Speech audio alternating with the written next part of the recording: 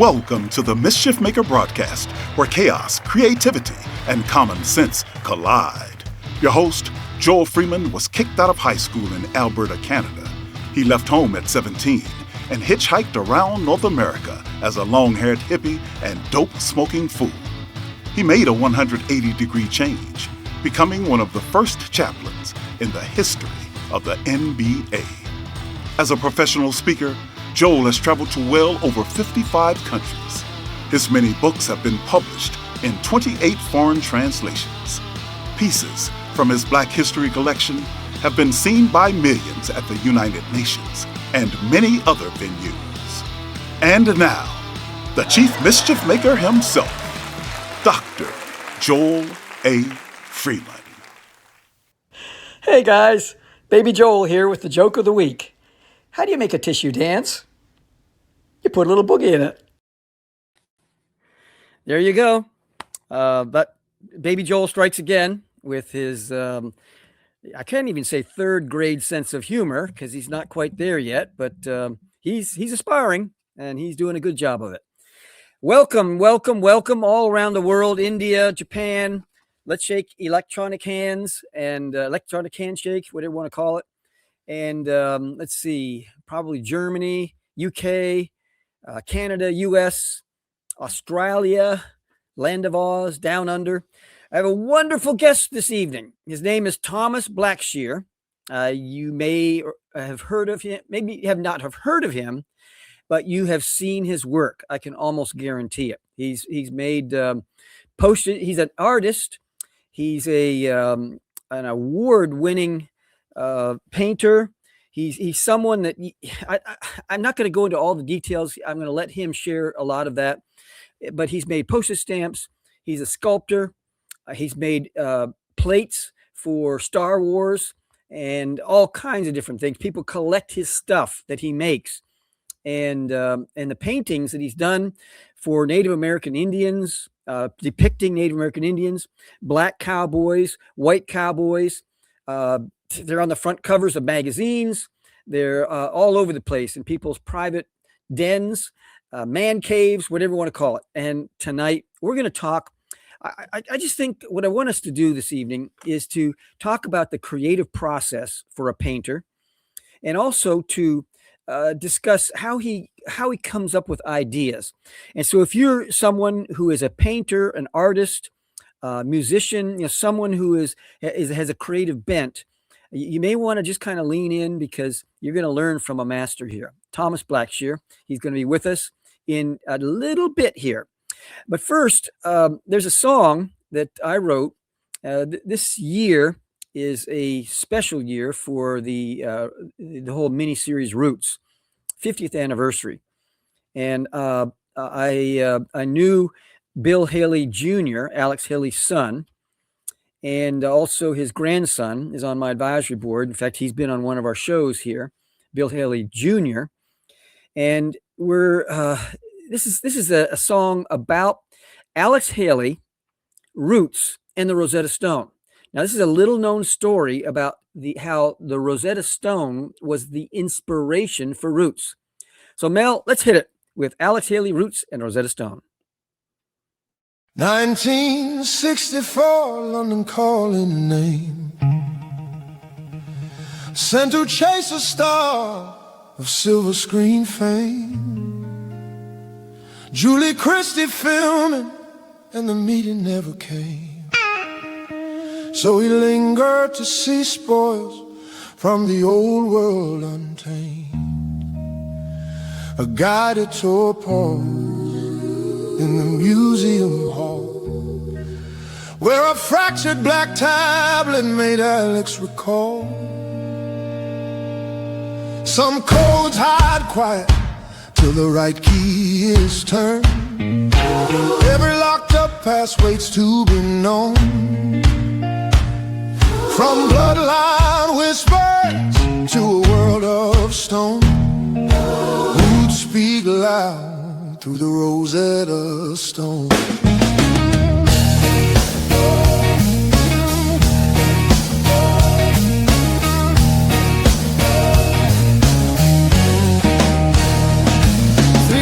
voices carved from a distant time.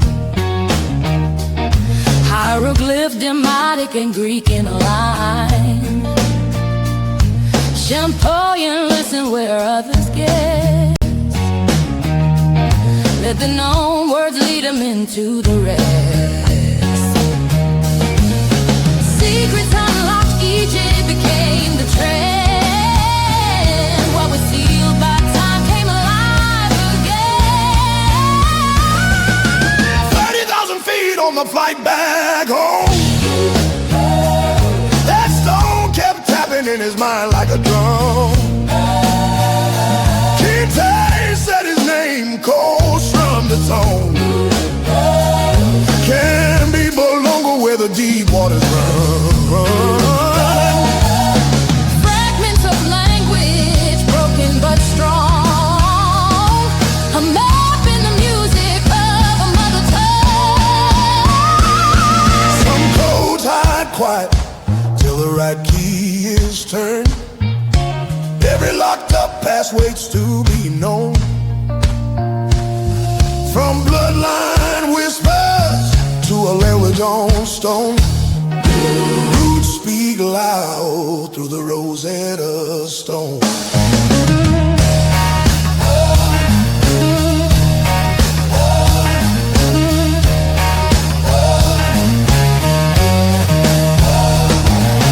Hitting Tennessee, Mo's voice is gone.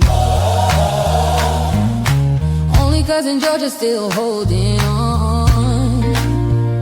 80 years heavy, bedridden and afraid. Till Africa stirred when telling a tale. She sat straight up when Africa was named. And the past caught fire in the words she claimed. No charts, no ledgers, no paper trail. Just scattered clues that refuse to fail. The UN and Hamilton, one face at a time. Till Gambia answered what the world you declined. One man heard home in the words he said, and the door swung wide to the names of the dead. Some codes hide quiet till the right key is turned. What was taken can still be grown. From porch-lit tales to a journey full blown. The roots of Alex Haley and the Rosetta Stone.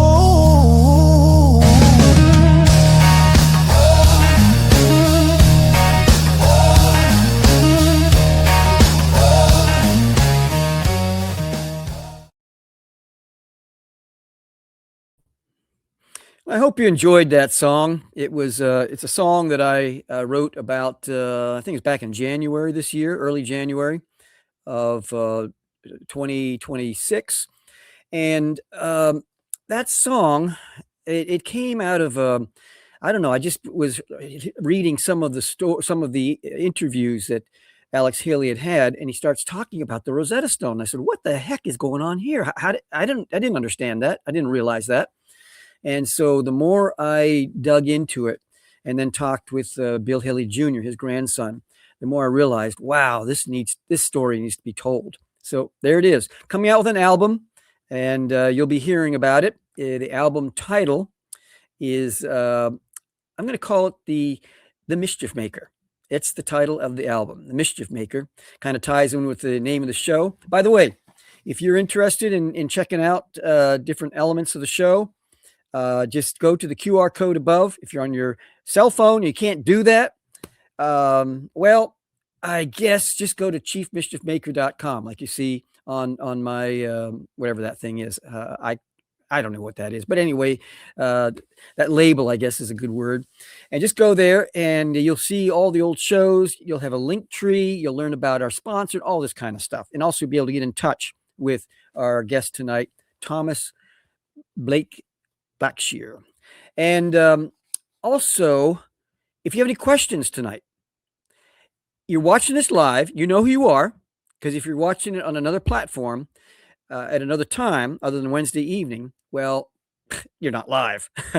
Well, you are alive, but not live. So those are live. The special secret sauce is you get to participate. So get ready for Thomas Blackshear. Thomas, come on in.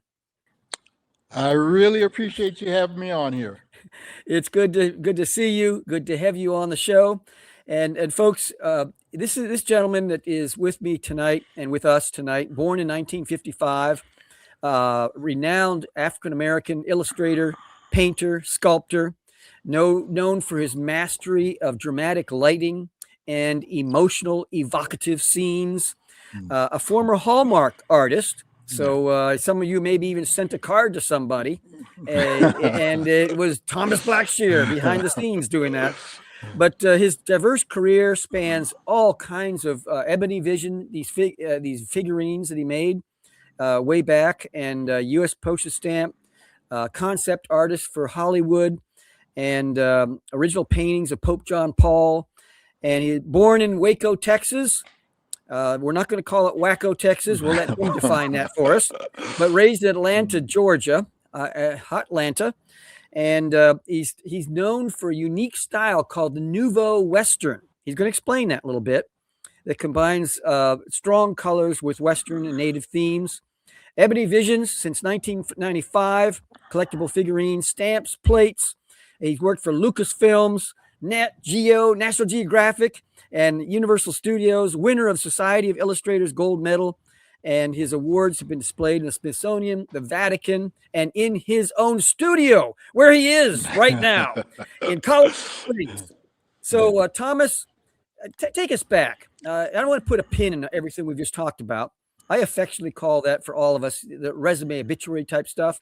But I want us to kind of get into your character, who you are as an individual, and maybe if you could take us back to your childhood, and what are your earliest memories that shaped your imagination as an artist? How many kids were there? Where were you in the number of kids and everything else? And I'm going to shut up because I want to hear from you.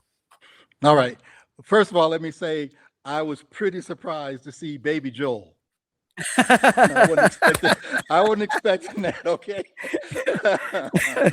All right. We got that out of the way. My father was a pilot in the Air Force, and I was born in Waco, Texas, and we moved to Plattsburgh, New York. So my mom tells me that when I was around 4 years old, she noticed that something was different about what I would draw, because she said I drew a cow and it looked like a cow.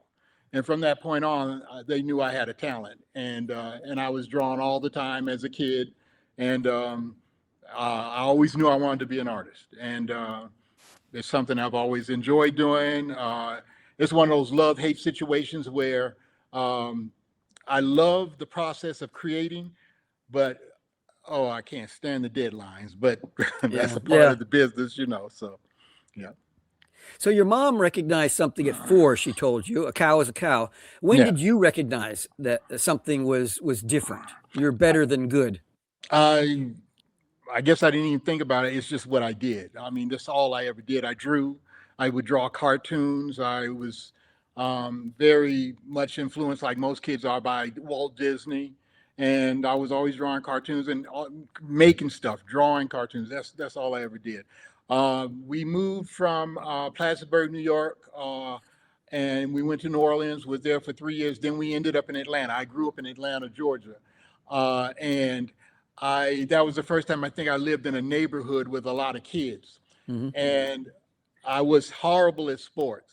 And the reason why I was horrible at sports was because living on a military base, the people that I hung out with, they didn't play sports. From the time, how old was I?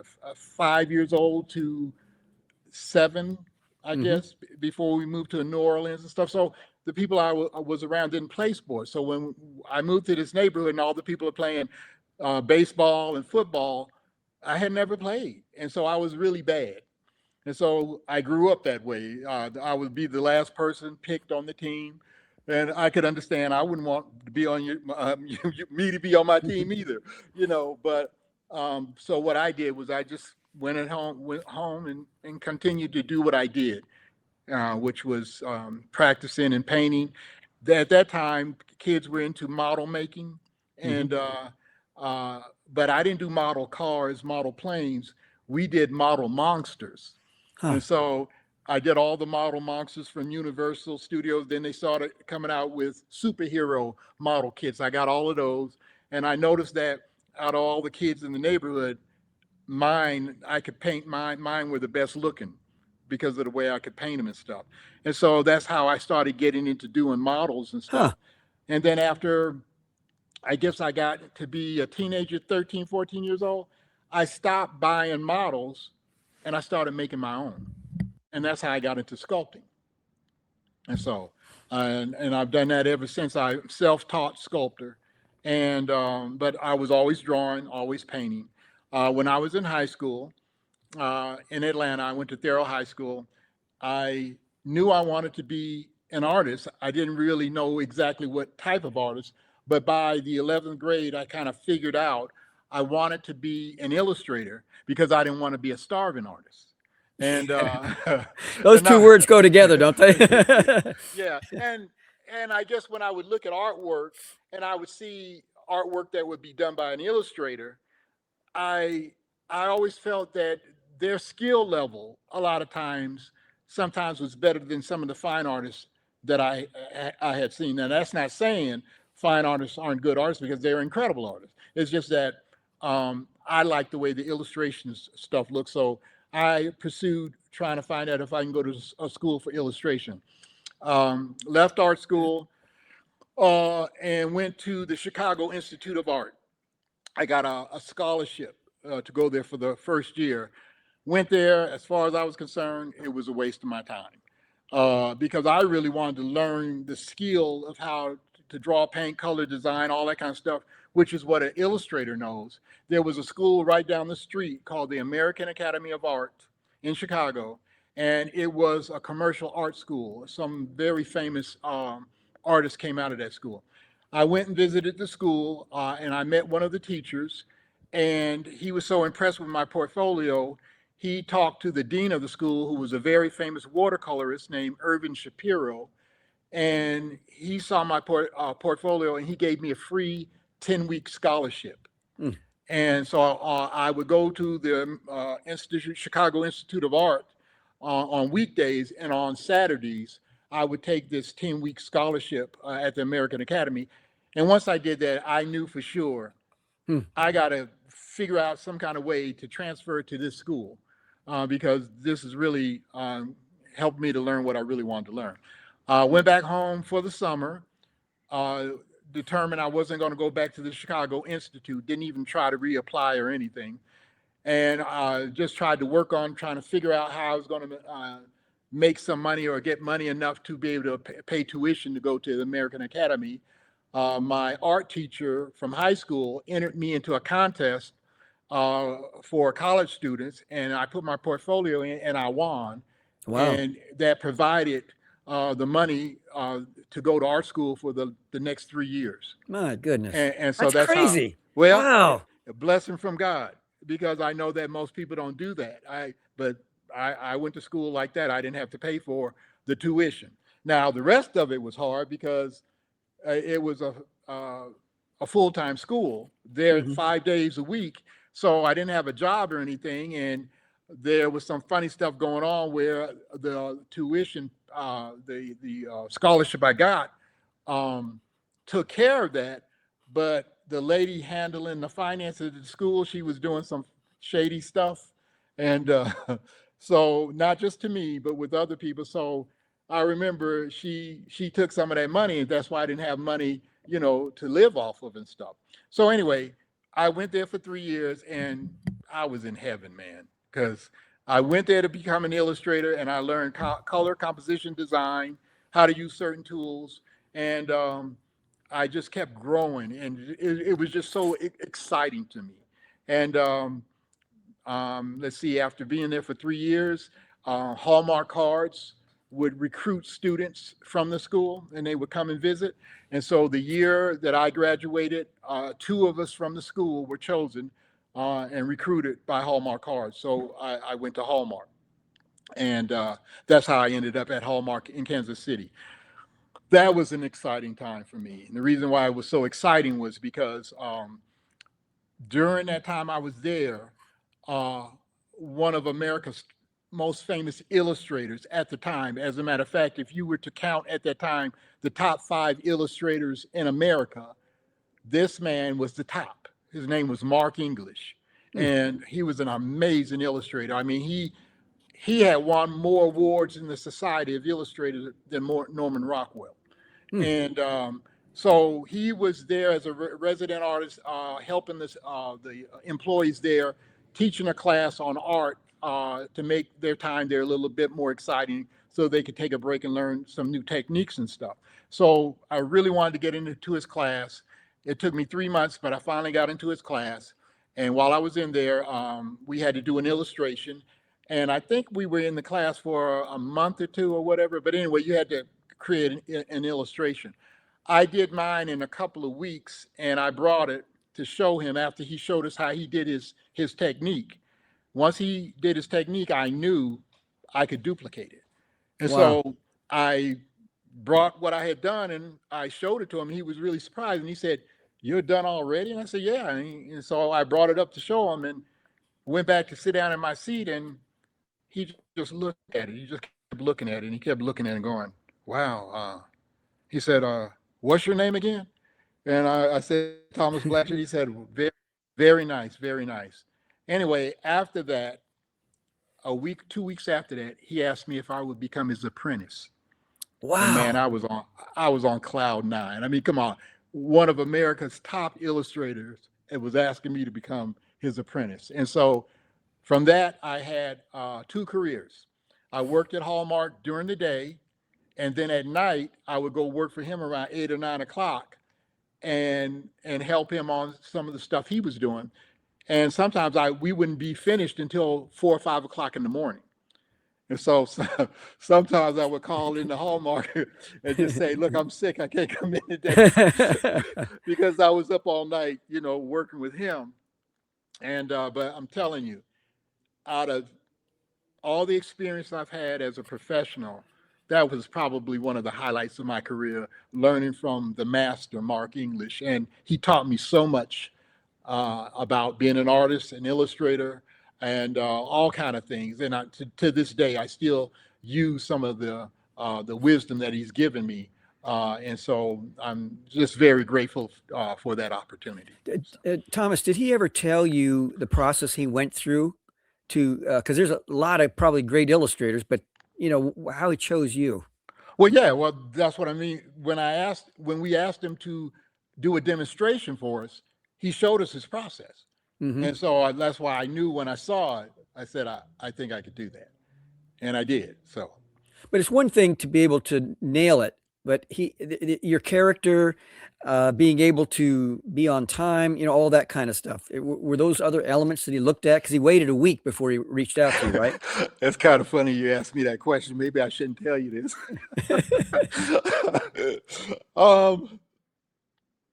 Do tell. No, I'm going to skip that. Let's just put like this. Come on, Thomas. Okay. When I was in art school, I got two grades. I always got an A for my artwork, but I also always got an F for being late. But I didn't mind that. You know why? Yeah. Because I knew when I was in art school, I knew that I wanted to leave that school with a portfolio that would get me a job or get me jobs. So I wanted to do the best I could. So I didn't mind getting that F as long as the work got an A. And when I left art school, I had a portfolio that got me jobs, whereas my classmates, a lot of them had to redo their portfolio. Wow. So I'm that's glad forward thinking. Yeah, I'm glad for me I did what I wanted because I didn't want to have to start over and redo another portfolio. I didn't have the time for that. And so, so anyway, that answers your question about me and timing. Okay. It's nothing to laugh about because that's still something that just bugs the heck out of me because I don't know. I guess because I'm a perfectionist. When I do something, I know how far I can take it. Yeah. And if I don't have the time to do what I knew I could have done with that thing, it bothers me. But I'm trying to get better at that. So Now, were there times that you were wondering, is my dream attainable? I mean, do you have any deep dives and then someone came along and encouraged you, or tell us about that journey? okay, That part of the journey. God, all I can say about that is I'm a believer. I believe in the Lord, and He's been in my life ever since I've been 16 years old and stuff. And I have always had this belief in myself and in Him that nothing was going to stop me from being who I wanted to be as an artist. I even had some people who would try to discourage me when I was younger and tell me, that you're not going to do this. That's not going to happen because society's not going to let it happen for you and stuff. And I would tell those people, don't you ever say that to me. You and nobody else is going to stop me from going to where I'm going to get into where I'm going to go. And I've always had that attitude. God gave me a talent. I know what I can do. I know what I can't do, but I've always had that belief in myself and in that talent and in God. And I've never looked back. So that's just the way I am about that. I worked in the NBA for many years with the Washington Bullets, Wizards, and a lot of other teams around the league. And I remember I interviewed Wes Unseld for a radio show one time. And I asked him what it was like to be playing at that level and living life at that high level, just rarefied air. And he came back with a comment that at first it hit me hard, like negative. And he said, you have to have a big ego to play at this level. And later on, because he said, if you don't, you're going to get dunked on by Michael Jordan. And then you're going to end up on a poster in Walmart, with Michael's tongue hanging out and you looking like, no, don't do it, Michael. And so he when I substituted the word confidence, you have to have a big confidence to play at this level, it then all began to make sense. Because I've always thought EGO stands for edging God out. Yeah. How would you respond to that in terms of you are in the rarefied air of illustrators and painters and sculptors around the world? I guess when I look back on some of the stuff that I did because of my confidence in myself, some people would look at that as ego, but I didn't look at it as ego. Yeah. I knew who I was and I knew what I could do, and I just moved forward that way. One thing that I have learned, I always tell a story that changed my life from high school. I met this, all the time I went to high school, I was always the best artist in the school, every school I went to, until I was a senior in Atlanta at this high school. And there was a word going around the school, Thomas, there's a new guy in town and he's a lot better than you. And, I'm like, oh, okay, let me see this guy. I want to see what he could do and stuff because I had always been the best artist. I finally saw the guy and met him. This dude was so good, I couldn't kiss his feet. Wow. I couldn't even touch him. Wow. I never met anybody to this day, I have never met anybody that good. And he was younger than me. So I'm like, because he was in the 11th grade and I was a senior, and I'm like, wow. And so, I had two decisions to make. I could either decide to be jealous of him, or I could try to become his friend and learn as much as I could from him. So I decided to do that and become his friend and learn as much as I could.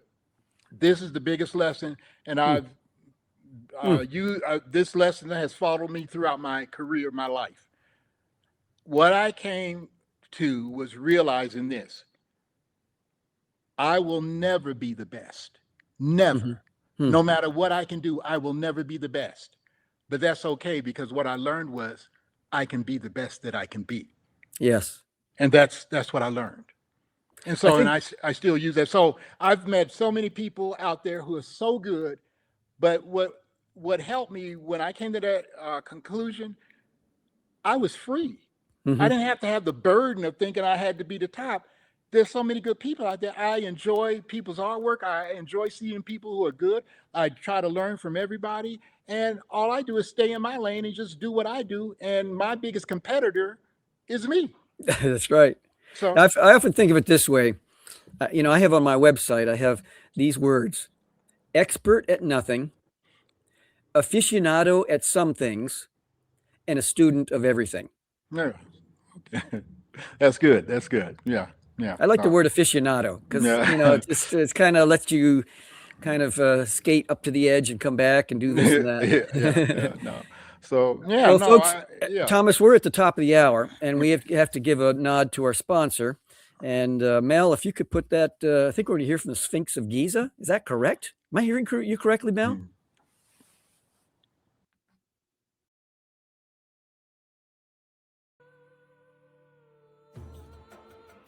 The Rosetta Stone provided clues that revealed many of my secrets to a modern world. Come learn how even more ancient mysteries are unlocked by the Rosetta Stone Traveling Exhibit Project.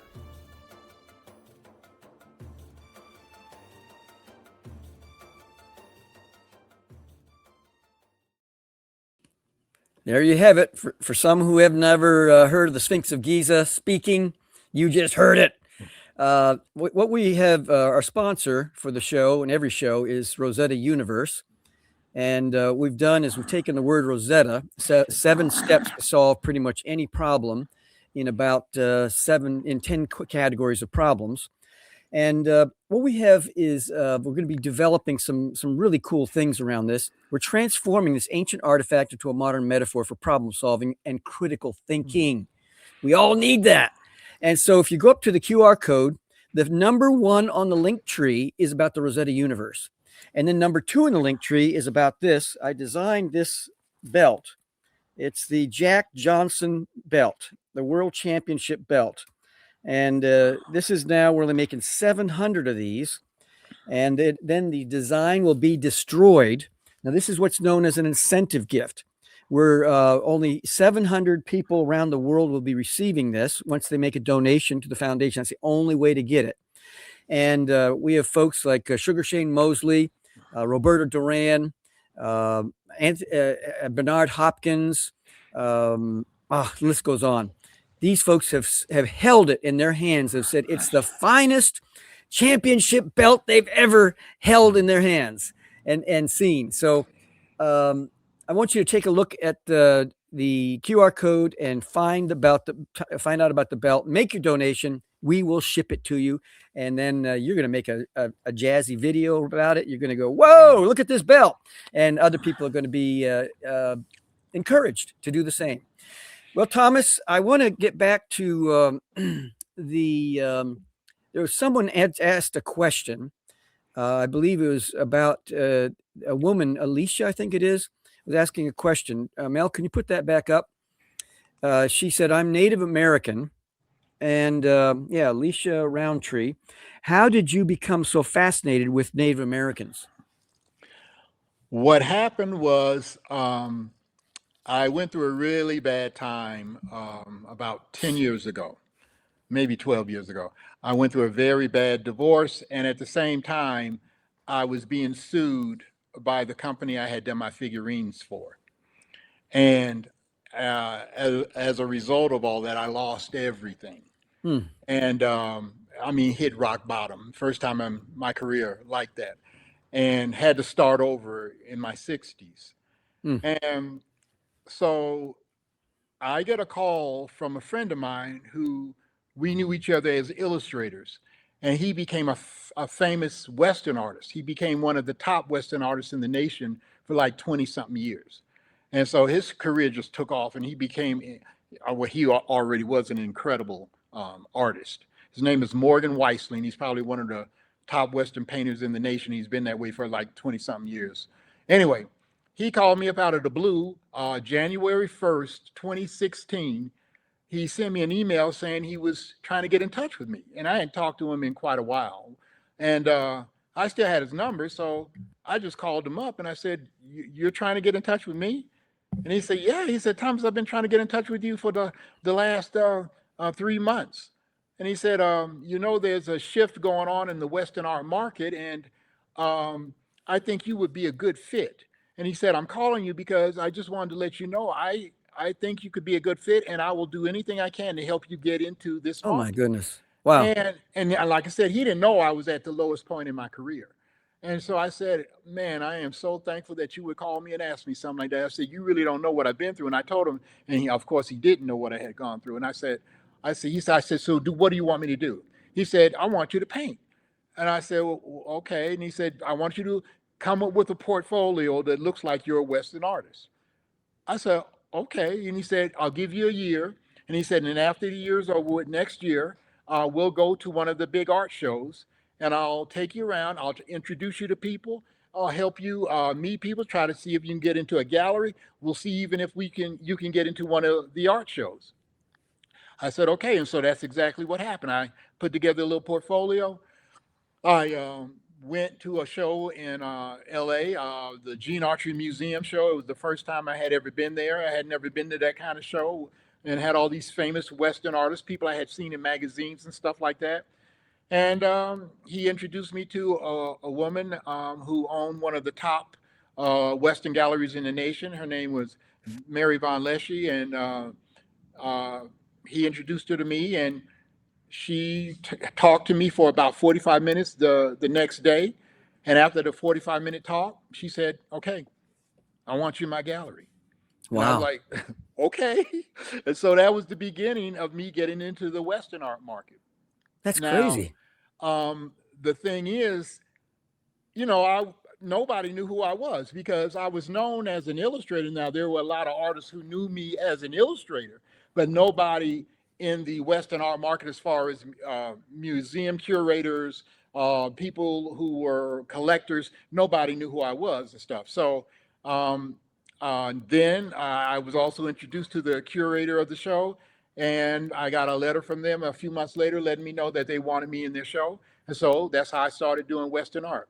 Now, the big decision I had to make was I had to figure out, now, how am I going to stand out from all these people who have been doing this for many, many years? And what's going to set me apart from them? Because I'm nobody to them. Hmm. And I said, okay. I said, well, we're doing Western art. There's only so much you could do with Western art. You've Indians, cowboys, cows, mountains, deserts, And I said, okay, if I had a choice between Native Americans and cowboys, I would rather do Native Americans because of the spiritual aspect of their culture, which gives me a little bit more leeway as far as fantasy and mythology and things like that, a little bit more exciting and fun to me. So I said, let me start doing more Native American images. And there's still a lot of stuff I still had to learn, and still learning about the Native American culture. But if I was to come from the perspective of doing more of a romantic type artwork of Native Americans or the Western theme, that's what I went with. Hmm. And I started doing those images, and they started selling, Hmm. and people seem to like them. I've had quite a few Native Americans come up to me and tell me how much they enjoyed what I was doing. And like I said, I'm still learning more about the culture and stuff like that, but I just wanted to try something different. Now, the way I look at it is this.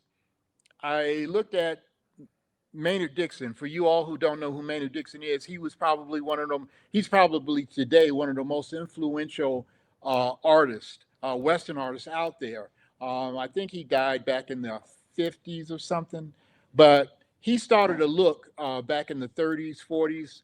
He started this look where he would take the styling of Art Deco and Hmm. combine it with the Western theme. Oh, And wow. I said, he did that. I said, maybe what I could do is I could take the styling of Art Nouveau and combine it with the Western theme and call it Western Nouveau. So I coined this style that I do called Western Nouveau, and that's exactly what it is. It's got that Nouveau feeling, but with a Western theme. And I really enjoy creating paintings with that theme in mind, because it gives me a lot of freedom to do all kind of things with it, and I get real excited about that kind of stuff. So. Yeah, we have someone, Anthony, just said that he has one of your Native American Indian sculptures, and he was just expressing that. So I just wanted to mention that. Did you ever know an artist, painter by the name of Leonard Freeman? No. Okay. Yeah. Anyway, he had mentioned he had done one called "Bless This House" and a number of others. He did the Return to Glory. In fact, I'll show you this. Okay. It's got a close up my face. This one right here. Oh, He that's did a this nice one. piece. Yeah. Very nice piece. Yeah. I have the original. I bought the Okay, original. okay. And so anyway, he said that he was constantly, as a black artist and painter, was told you could make more money if you did pornographic type images, men and women, you know, and all that kind of stuff. And he just said, no, I'm not interested. Yeah. Has that been a temptation because you could make a lot of money doing that? Never. I mean, I have been so blessed in my career that no, I first of all would never even want to do that type of artwork, but still, most of the things I've been really blessed. I mean, compared to a lot of my friends and colleagues in the art community, I've had doors open up for me that haven't opened up for everybody. And so I have always just gone with what I felt my gut was telling me and just pretty much did what I wanted to do. I guess that's how I got into being able to do the Ebony Visions line and stuff. So, yeah. Well, here's a gentleman, Lester, Baltimore, is it? He says, I love your Ebony Visions figurines. Okay. You blend an Art Nouveau style with African culture, and I've seen it and have seen it described as Afro Nouveau. Yeah. Yeah, I came up with the Afro Nouveau. Yeah. I like Nouveau. So, yeah. So, Thomas, you have a friend of yours, Jimmy, I believe it is. Yes. He's going to enter in your shot and show some of your paintings. You're in your studio. Yes. And how do you want to do this? Well, I've got a few things here on the table, but I also have some of my original pieces here if you want to see that. So I'll just have him bring them up and we'll try to maneuver to see if we can get him in there so you can get a shot of what it looks like. I'll start off with, though, this right here, because some people might not have known this, but they'll know it now. I don't know if they know the rock band The Killers. They had an album called The Mirage. I can't believe I can't remember. Oh, Imploding the Mirage, and they use my artwork as the cover. Oh wow! And this very cool. This piece was done years ago, and they saw it and asked me if they could use it for the cover. And that's a Brandon Flowers' signature on the album cover right there. So, but anyway, that's very cool. Yeah, and then another one that some people might have seen over the years. This is probably my most recognized piece that I've ever done. It's a spiritual painting called Forgiven, and I did this years ago. But this piece is special because I didn't create the idea. I prayed for it, and after a few weeks, God showed me the idea. All I had to do was copy it. So and he's done that for me many times. So he has a hammer. The young man has a hammer in his hand. Yeah. Explain a little bit about it. Yeah, it's Forgiven.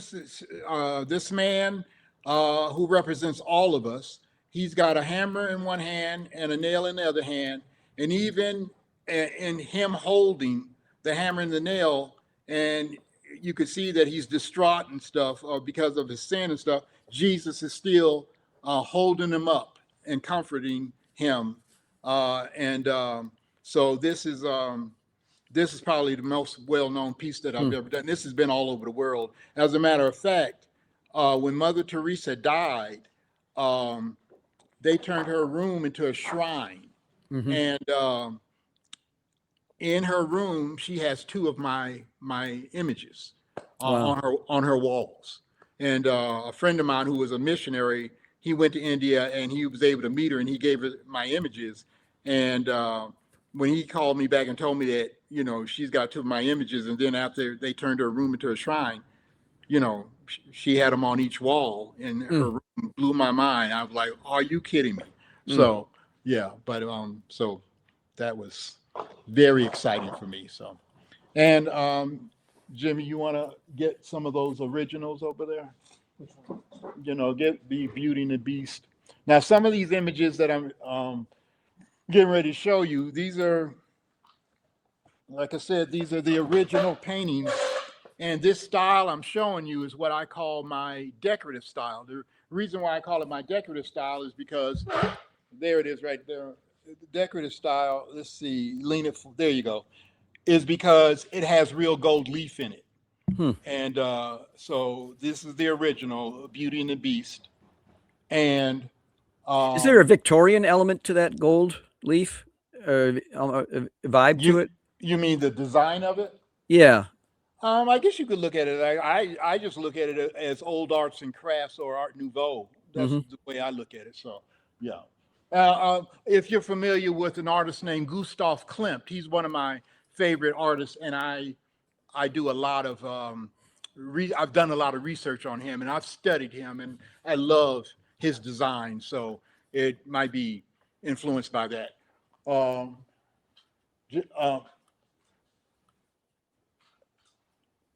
This piece right here is something I'm getting ready to print. This painting here took me 22 years to complete. Not 22 years to paint, 22 years to complete. The name of it is called A Common Thread, and we're getting ready to turn this into a print. And it's a painting about the brotherhood of man, African, Asian, white Celtic, Indian. You got a golden thread from heaven that comes down and creates a design on each of their clothing, and then goes back up to heaven, and they're all holding candles that represent the Spirit of God. And of course, this is highly influenced by Gustav Klimt, because I love his stuff. So, thanks, Jimmy. Just before you bring this next one on, Rocco Borelli, I believe his last name is, your description of the painting coming to you in a dream reminds me of what Michelangelo said when asked how he conceives of a sculpture. He said, the scripture is already there. I just have to remove the stone that doesn't belong there. Well, I mean, come on, that Michelangelo, I mean, come on, man. I mean, somebody who could turn a piece of stone into a piece of flesh. I mean, that is otherworldly. That's God's stuff there. Yeah. You know. So let's see. This is a piece that I did, a Western piece that I did for. It was in a show at the Cowboy and Western Heritage Museum in Oklahoma City, Oklahoma. Wow. Now tell us a little bit about that. This is called Two Americans of the Old West. And it was just a painting I wanted to do, and it's of two black cowboys, and people seem to really like it. I put some very brightly colored bandanas on them, and it started a whole series that I've been doing called Neon Cowboys, where I have these characters that have these long necks, and they're wearing these brightly colored scarves and stuff. And a lot of people know me for that and stuff, but I was really excited about this particular piece. So that's beautiful. Yeah, thank you. So Rocco Borelli says the colors of their scarves really draw your attention. Thank you. I don't have right now any of the other ones, but I got even more elaborate with some of the scarves and stuff. Now, this is another piece, and this is another decorative painting. This is called Magnificent Mare, and the mane is done in gold leaf, but it's also three-dimensional. Wow. And so that's another Wow. decorative piece right there. So Now, when you're done, I know when it comes to graphic artists, they say okay. that when you squint your eyes and you just kind of are looking to see what stands out after you squint your eyes. Do you ever use that when you're done with the painting to see what stands out?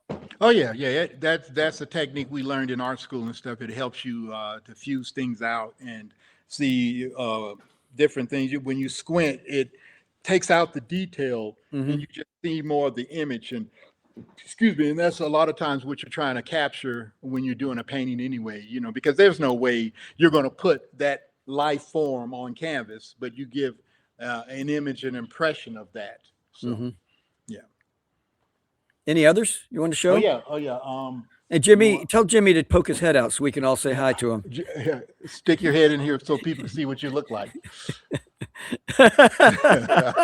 That's great. Oh yeah, this is a painting that I've done of Maynard Dixon, the guy I told you about Hmm. who did the Art Deco, who's most young Western painters today are influenced by this guy, Hmm. and even I've been influenced by this guy, and this is a decorative painting I did, and that's of Maynard Dixon. And Wow. that's a painting he's really famous for called Cloud World. And I Hmm. stuck that in the background and stuff like that. So, Wow. and then we'll just have a couple of more here that I'll show you. And then, thanks, Jimmy. And then could you get the ones in the back right here, the ones behind me?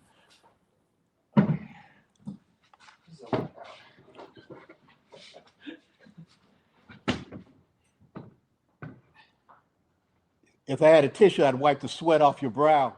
By the way, I wanted to mention to the people who comment, um, we don't always read the comment instantly when it comes up because I want to finish a thread of thought. Yeah. But when I come back to your comment, and plus we have to deal with the top of the hour and everything, but I really want to acknowledge everyone who writes in. It means so much when you do that, and I'm very, very appreciative of each one of your comments.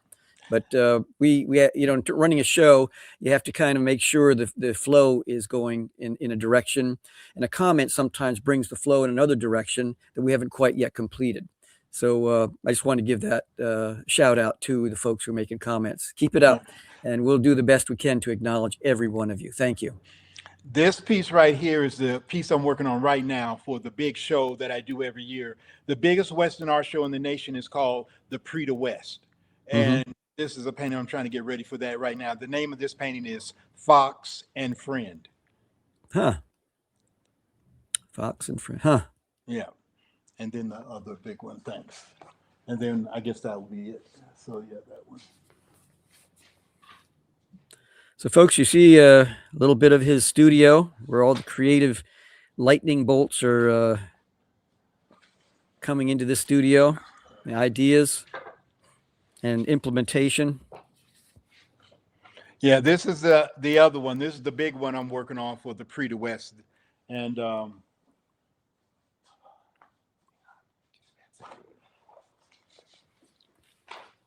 look at that.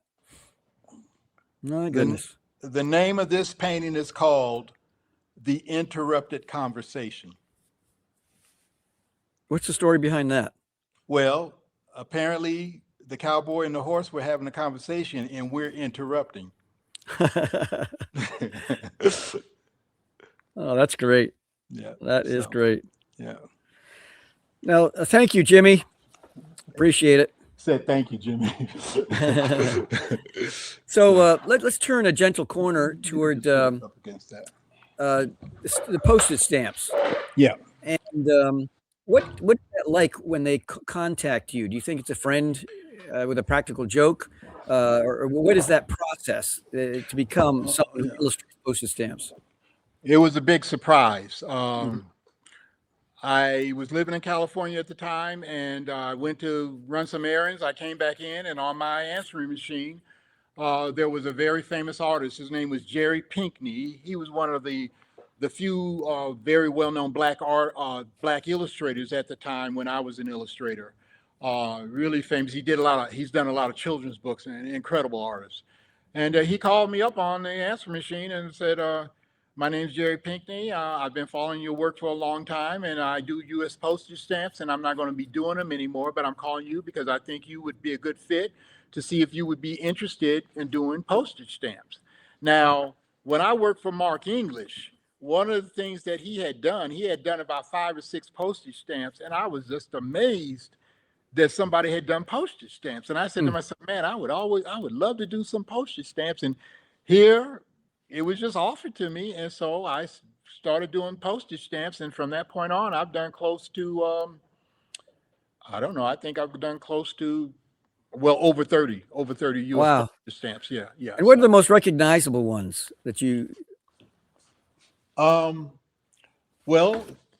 this one I'm gonna show you, but get that one up there. This one I think is gonna surprise a lot of people because this was done years ago, but this was probably one of my favorite jobs for the U.S. Postal Service, doing this. I don't know if people have seen this, but the movie postage stamps, I did those. Oh, Gone Yeah. with the Wind. Bojest, Stagecoach, Yeah. and The Wizard of Oz. My goodness. So I did those years ago, and then some years later, they had me do the Universal Monster stamps, Huh. and so I did all of these. Boris Karloff. Yep. Frankenstein, Dracula, Phantom of the Opera, The Wolfman, and The Mummy. Wow. That's crazy. Yeah. Now, what goes through your mind? You did Rosa Parks. Yeah. Let's see. Mother DeWalt? Teresa. I did Mother Teresa. Huh. DeWalt, the guy who put together Chicago. Oh yeah. What's this? Baptiste Point de Sabo. Yeah. Yeah. Jean Baptiste Point de Sabo. That's his name. Yes. Yeah. Well, what's As a matter of fact, that guy for the Chicago, the one who founded Chicago, that was my first stamp. So that was the one Jerry Pinkney was calling me up about. So yeah. And your sculptures, they people say they make you bring them emotionally and physically alive almost. What is your technique for that? Well, you need a good sculptor. No, let me tell you what happened with that. What happened with that was when the company came to me to ask me if I would do a line of figurines for them, a black line of figurines. What they did, they came to me and they said, so we want you to do something on black people. And I said, okay, what do you want? You want some Africana kind of stuff? You want that? They said, yeah, we want that. I said, how about some dancers? You want dancers? They said, yeah. How about some jazz musicians? You want jazz music? Oh yeah, we really want that. And I said, yeah, I'm not interested. And they said, what? They said, what? Why? Why would you say that? I said, because every time somebody does a sculpture of a black person, he's a jazz musician, they're dancing, Africana. That's all you ever see. I said, you never see anything that is something like what I would like to see. And he said, well, what would you like to see? He said, do you have any ideas? I said, yeah, I've got ideas. He said, well, can you put something together for us? I said, yeah. So I put together some ideas of stuff that people had never seen before. And, we went through a few committees, and half of the people liked him, half of them hated him, and they didn't want to do it. And the president of the company said to me, I'm going to do it anyway. He did it, put out the first 6 images, and in 2 months, the company made their first $1 million. That's crazy. And we only have just a few seconds left. We have Rita Fleming. What barriers did you encounter as a black illustrator? I mean, what you're saying is fascinating, but I wanted to I get 20 seconds. Okay. Barriers. Well, let's just be real. You do come up against some stuff that is trying to keep you from moving forward. Unfortunately, that is true. That still does happen, but I can't let it stop me. But yeah, things have happened, on the sidelines and stuff you hear, and things that happen that might keep you from receiving certain awards. I even remember when I did the figurine line, it took me 4 years before they decided they were going to give me the award for the best collectible artist in the nation. Wow. And the only reason why they did that was because after they did a ceremony of me competing against this one guy who always won, Thomas Kincaid. He always won. He was so good he won against himself.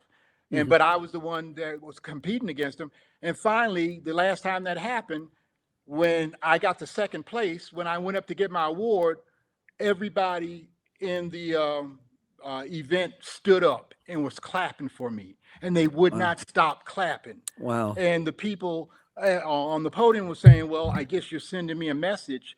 And then the next year I won the best award. So because I guess they were saying it's about time you give him the award. He should have gotten it a long time ago. And they would not sit down. And so I'll be honest with you, that was so rewarding. That meant more to me than winning the award the next year. So Thomas, we got to go. It has been so wonderful. Thank you so much. Well, thank you for having me. I appreciate it. Thank you so much. You have just experienced another episode of the Mischief Maker broadcast. Hit the subscribe button. Connect at chiefmischiefmaker.com. Thanks for coming along for the ride. And hopefully, you are now a bit closer to becoming a mischief maker in your part of the world.